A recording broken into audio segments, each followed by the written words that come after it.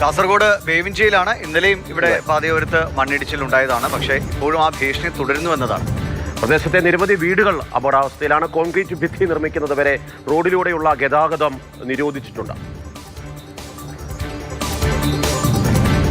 സാരംഗ് സുരേഷ് വിവരങ്ങളുമായിട്ട്. സാരംഗ്, ഇന്നലെ മുതലുള്ള പ്രശ്നമാണ് ഇതിപ്പോൾ അല്ലെ ഗതാഗതം നിരോധിക്കുമ്പോൾ അതിനുള്ള സമാന്തര പാത എങ്ങനെയാണ് ഒരുക്കിയിരിക്കുന്നത്? അവിടുത്തെ ഈ പണി പൂർത്തിയാക്കുക എന്നത് കുറച്ച് ദിവസങ്ങൾ എടുക്കുന്ന ഒരു കാര്യമല്ലേ? തീർച്ചയായും ഒട്ടേറെ ദിവസങ്ങൾ കൃത്യമായ ആസൂത്രണത്തോടു കൂടി മുന്നോട്ടേക്ക് പോയാൽ മാത്രമേ ഇവിടെ ഇപ്പോൾ എനിക്ക് തൊട്ടുപിറകിലായി കാണുന്ന ഈ ഭാഗത്ത് മണ്ണിടിഞ്ഞു വീണ ഈ പ്രദേശത്ത് നമ്മൾക്ക് താൽക്കാലികമായി ഒരു ഭിത്തി നിർമ്മിക്കുക എന്നുള്ള കാര്യത്തിലേക്ക് ഇനി പോകാൻ കഴിയില്ല.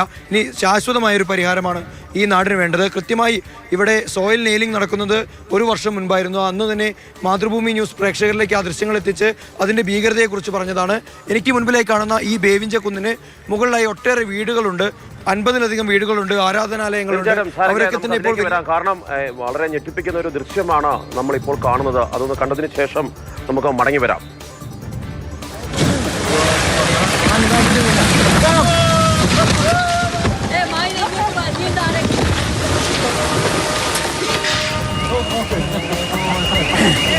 ദേശീയ പാതയോരത്തെ മണ്ണിടിച്ചിലാണ് നമ്മൾ കാണുന്നത്. കഴിഞ്ഞ ദിവസം വളരെ ഭീതിയമായ ഒരു ദൃശ്യമായിരുന്നു ഈ കാണുന്നത്.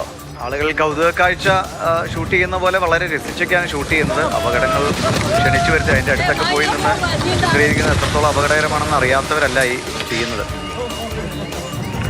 സാരംഗ്, തുറന്നോളൂ. എങ്ങനെയാണ് ഇപ്പോൾ അവിടുത്തെ സാഹചര്യങ്ങൾ?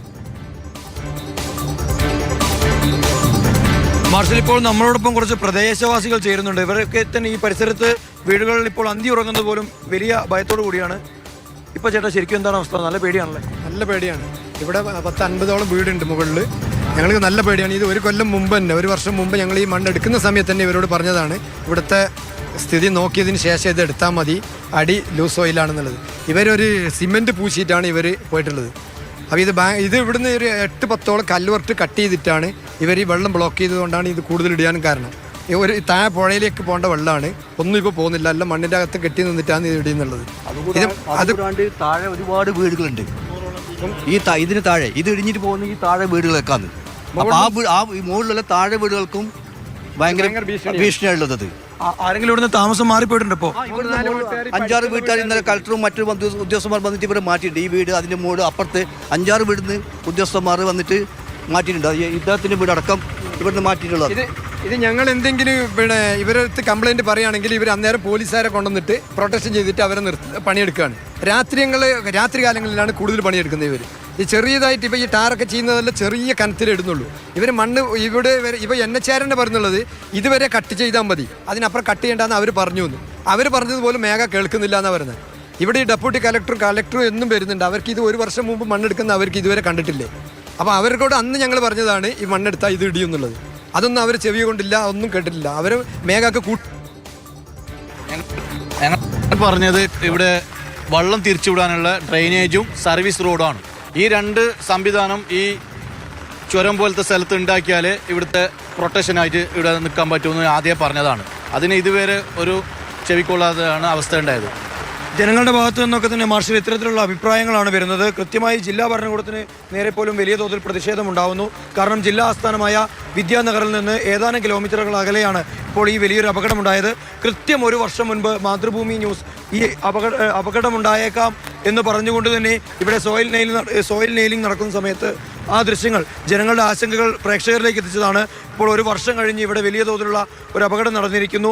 ഇപ്പോഴും ഇവിടെ വാഹന ഗതാഗതം തിരിച്ചുവിട്ട് ഗ്രാമീണ റോഡുകളിലൂടെ ഗതാഗതം തിരിച്ചുവിട്ടു എന്നതിലുള്ള കാര്യം മാത്രമേ ഇപ്പോഴും ഇവിടെ നടന്നിട്ടുള്ളൂ. പക്ഷേ ആളുകൾ എന്ത് ചെയ്യണം എന്നുള്ള കാര്യത്തിൽ ഇപ്പോഴും ജില്ലാ ഭരണകൂടത്തിനോ NHAIക്കോ നിർമ്മാണ കമ്പനിയായ മേഘ കൺസ്ട്രക്ഷൻസിനോ യാതൊരു തരത്തിലുള്ള ഒരു ഉത്തരമില്ല, യാതൊരു ഉത്തരവാദിത്വമില്ല എന്നത് തന്നെയാണ് യാഥാർത്ഥ്യം. ഇപ്പോൾ നമുക്ക് ദൃശ്യങ്ങൾ അങ്ങോട്ടേക്ക് കാണാൻ സാധിക്കുന്നുണ്ട്. സോയിൽ നെയിലിംഗ് നടന്ന പ്രദേശത്ത് ഇപ്പോൾ തകർന്ന പ്രദേശത്തിന് കുറച്ച് അകലെയുള്ള പ്രദേശത്ത് ഇപ്പോഴും വലിയ തോതിൽ നീരുറവകൾ പോലെ വെള്ളച്ചാട്ടത്തിന് സമാനമായ തോതിൽ തന്നെ വെള്ളം താഴത്തേക്ക് പതിക്കുന്ന കാഴ്ച നമുക്ക് കാണാൻ സാധിക്കുന്നുണ്ട്. ആ പ്രദേശവും ഏറെ ദുർബലമായ ഒരവസ്ഥ തന്നെയാണ്. ഇന്ന് ഇപ്പോൾ കാസർഗോഡ് ജില്ലയിൽ വിദ്യാലയങ്ങൾക്കൊക്കെ കോളേജുകൾക്കൊക്കെ തന്നെ അവധി പ്രഖ്യാപിച്ചിരിക്കുന്ന ഒരു സാഹചര്യമാണ്. കുട്ടികളൊക്കെ തന്നെ ഈ പറയുന്ന കുന്നിന് മുകളിലുള്ള വീടുകളുണ്ട്. പ്രായമേറിയവരുണ്ട്. അവരൊക്കെ തന്നെ ജീവൻ കയ്യിൽ പിടിച്ചുകൊണ്ടാണ് ഓരോ നിമിഷവും തള്ളി നിൽക്കുന്നത്. മാർഷൽ അഭിലാഷ്, സാരംഗ, അത് വളരെ അപകടകരമായ ഒരു സ്ഥലമാണെന്ന് ആ ദൃശ്യങ്ങളിൽ നിന്ന് മനസ്സിലാകുന്നുണ്ടോ? ആ സമീപ പ്രദേശത്തേക്ക് പോകാതിരിക്കുക, സുരക്ഷിതമായ രീതിയിൽ മാത്രം വാർത്ത റിപ്പോർട്ട് ചെയ്യുക. ബേവിഞ്ച ദേശീയ പാതയോരം കാസർഗോഡ് ജില്ലയിൽ വളരെയധികം അപകടകരമായ രീതിയിലുള്ള മണ്ണിടിച്ചിൽ തുടരുകയാണ്.